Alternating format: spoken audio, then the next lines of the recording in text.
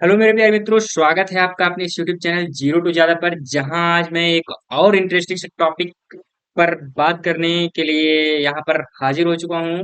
तो English subject में किस तरीके से आप केवल और केवल 10 टॉपिक नहीं, इस बार आप केवल 8 ही टॉपिक पढ़ करके 100 में से 80 प्लस अंक पक्के कर सकते हैं अपने। क्योंकि देखिए, अगर आप 95 प्लस के एबव जाना चाहते हैं तो उसके लिए भाई आपको पूरा सिलेबस करना पड़ेगा। उसमें भी कुछ अगर आप स्मार्ट वर्क करते हैं तो उसमें भी आप अगर 70 या 80% सिलेबस ही करके जाते हैं तब भी आप उतने अंक प्राप्त कर सकते हैं। लेकिन आज हम केवल ऐसी बात कर रहे हैं कि जो एग्जाम में जिनको इंग्लिश के सब्जेक्ट में फेल होने का डर रहता है, क्योंकि इंग्लिश एक ऐसा सब्जेक्ट है जहां पर स्टूडेंट्स के जो है कलम रुक जाते हैं, चलते नहीं। ये एक बहुत ही मतलब डर सा रहता है हिंदी मीडियम के स्टूडेंट्स में। तो उसको आज खत्म करने के लिए मैं ये वीडियो लाया हूँ। तो बिल्कुल भी चिंता करने की आवश्यकता नहीं है, केवल और केवल आपको 8 टॉपिक्स को पढ़ने हैं। 8 और टॉपिक आप पढ़ करके 80 प्लस अंक आराम से गेन कर सकते हैं, कोई भी बहुत मुश्किल सा काम नहीं है।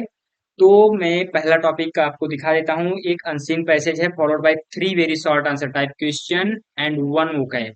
यानी कि आपको एक वोकैब रहेगा और 3 very short answer type question, जो कि आपको अनसीन पैसेज दिया रहेगा, जो भी हो 8 लाइन या 10 लाइन का।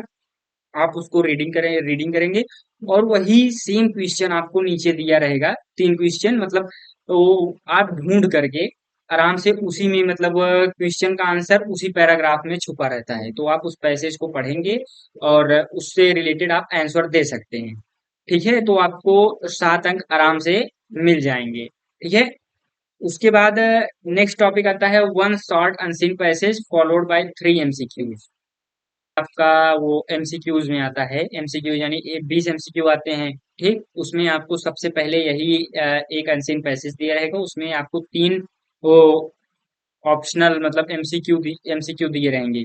तो आपको वही करना रहेगा, उसी में से मतलब पैसेज में से ही आपको ढूंढ करके आराम से करने होते हैं। ये भी मतलब ये दोनों अंक अगर आप 3 से 4 अनसीन पैसेज आप प्रैक्टिस कर लेते हैं, अगर आप 5 मैक्स टू मैक्स अगर आप 5 अनसीन पैसेज कर लेते हैं तो ये 10 अंक, 7 + 3 10 अंक आपके पक्के हो जाएंगे आराम से। ठीक है।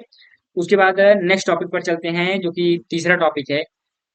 तो नेक्स्ट टॉपिक जो कि आंसर राइटिंग का है, जिसमें लेटर आपको लिखना है, फॉर्मल या इनफॉर्मल लेटर। ठीक, दो प्रकार के लेटर होते हैं, 2 टाइप के। तो एक फॉर्मल आप रेडी कर लीजिए, एक इनफॉर्मल। ठीक। आप या एप्लीकेशन। तो मैं फॉर्मल इनफॉर्मल से अच्छा आप एक एप्लीकेशन तैयार कर लें बस। क्योंकि अथवा करके 2 दिया रहता है, तो एक फॉर्मल या इनफॉर्मल टाइप से आएगा, एक एप्लीकेशन से। तो आप एप्लीकेशन ही तैयार करके जा सकते हैं और 4 अंक आप अपने पक्के कर सकते हैं।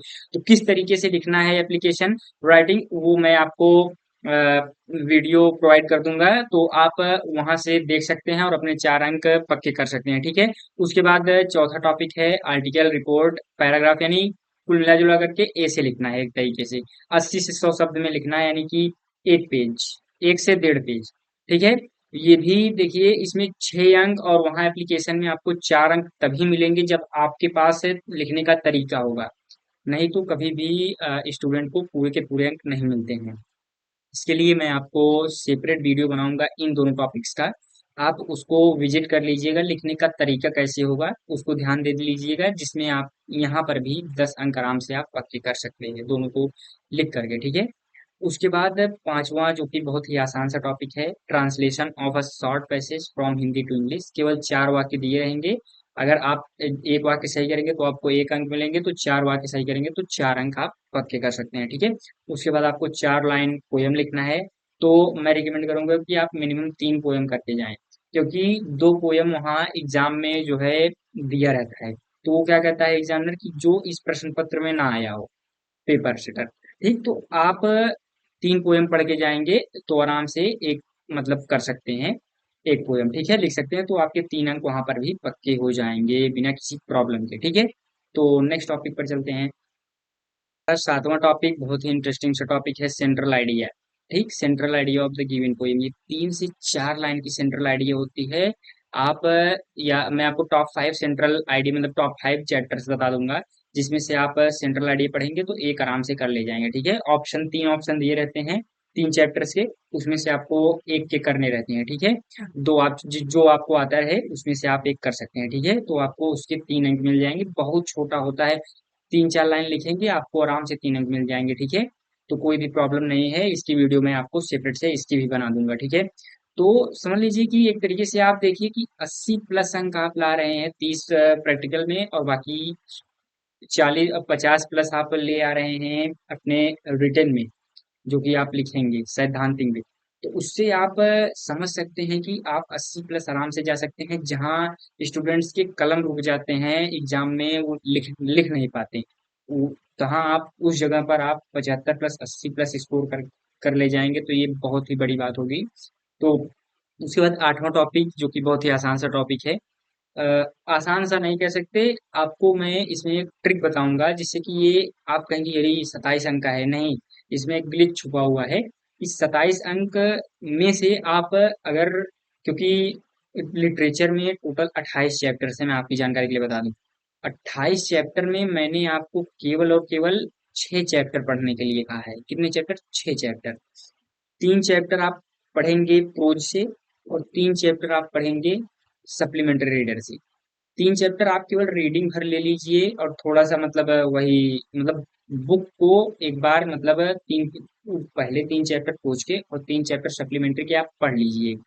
अगर आप एक बार पढ़ लेते हैं तो उसके बाद आराम से जो भी क्वेश्चन आएंगे इसमें से आप आराम से 10 या 15 नंबर आराम से कर सकते हैं, क्योंकि जो भी मोस्ट ऑफ द क्वेश्चन उन्हीं स्टार्टिंग के 3 चैप्टर से आते हैं। ठीक है, तो आप और करके दिया रहता है, 4 क्वेश्चन रहेगा उसमें से आपको 2 करना रहेगा, 2 क्वेश्चन रहेगा 1 करना रहेगा, तो मतलब ओवरऑल आपको ऑप्शंस खुल जाते हैं वहां पर कि मैक्सिमम सवाल आपको शुरू के 3 चैप्टर से ही देखने को मिलेंगे, वो चाहे पोस्ट की बात हो चाहे सप्लीमेंट्री रीडर की बात हो, तो आप दोनों पढ़ लेंगे। ठीक है, फुटप्रिंट्स विदाउट फेट है सप्लीमेंट्री, और फर्स्ट फ्लाइट में 2 होते हैं, प्रोज और पोएट्री। तो फर्स्ट फ्लाइट में आपको प्रोज ही पढ़ना है, पोएट्री आपको पढ़ना ही नहीं है। पोएट्री में बस आपको पोएम पढ़ लेना है, क्वेश्चन आंसर नहीं पढ़ने। आपकी इच्छा, अगर पढ़ रहे हैं तो भाई बहुत अच्छी चीज है, लेकिन ये इन स्टूडेंट्स के लिए है जो मतलब जिनके पास कम समय बचा हुआ है, वो कम समय में ज्यादा अच्छी तैयारी करना चाहते हैं।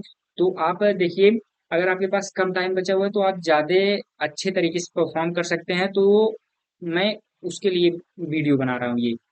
अगला वीडियो इस पे भी होगा कि आप किस तरीके से 95 प्लस भी ला सकते हैं, क्योंकि मैंने क्लास 12th में 92 प्लस मार्क्स गेन किए थे एग्जाम में। एग्जाम के एक दिन पहले पढ़ करके 80 अंक प्राप्त किए थे कक्षा 10वीं में। आप समझ सकते हैं कि मैंने बस केवल ये कैसे प्राप्त किया जा सकता है, जब तक कि आप स्मार्ट वर्क नहीं करेंगे तब तक आप प्राप्त नहीं कर सकते, या आप उस अंक को नहीं हासिल कर सकते। ठीक है, तो मिलते हैं नेक्स्ट वीडियो में किसी और अच्छे टॉपिक के साथ। मोस्ट प्रोबेबली वो हो सकता है साइंस या सोशल साइंस का कोई सब टॉपिक हो, तो उस वीडियो में मिलेंगे। तब तक के लिए आप इस टॉपिक को आराम से पढ़ लीजिए, और इसके साथ चलते हैं। धन्यवाद।